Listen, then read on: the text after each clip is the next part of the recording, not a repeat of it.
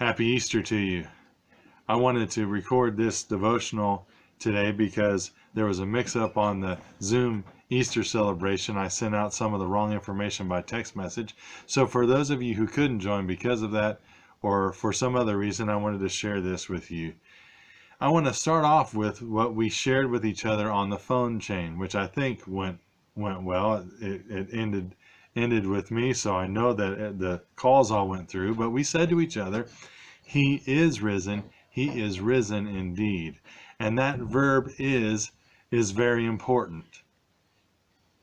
We can talk about the resurrection in terms of something that happened in a historical event. Certainly that's real. Jesus literally did and was raised bodily from the dead. That's what the empty tomb signifies.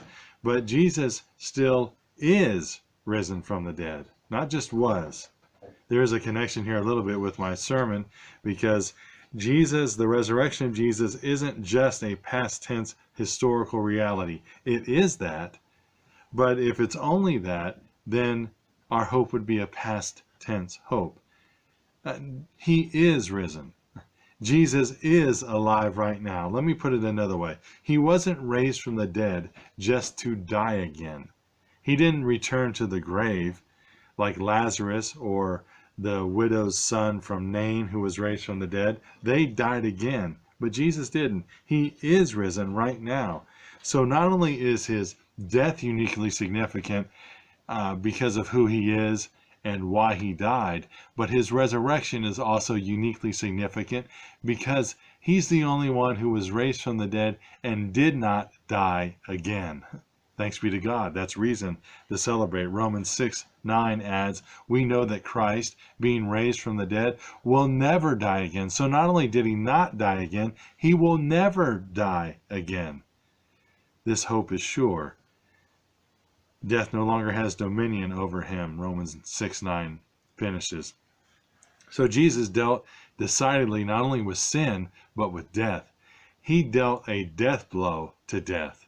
He trampled death by his own death and resurrection and won the victory over it. And he ascended to the Father and now sits at the right hand of the Father forever and ever and ever to reign forever and ever.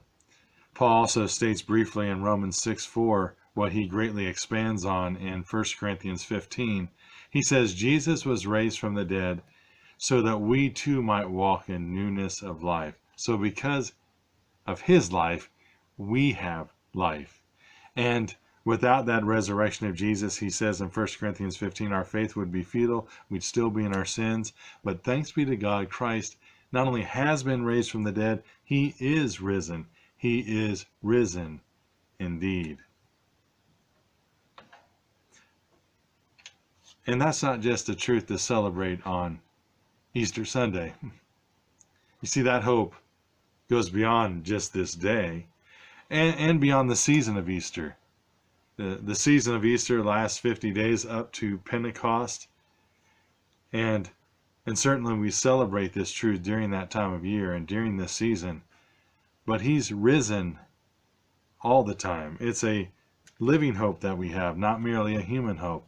A living hope because Jesus is alive. He is risen from the dead.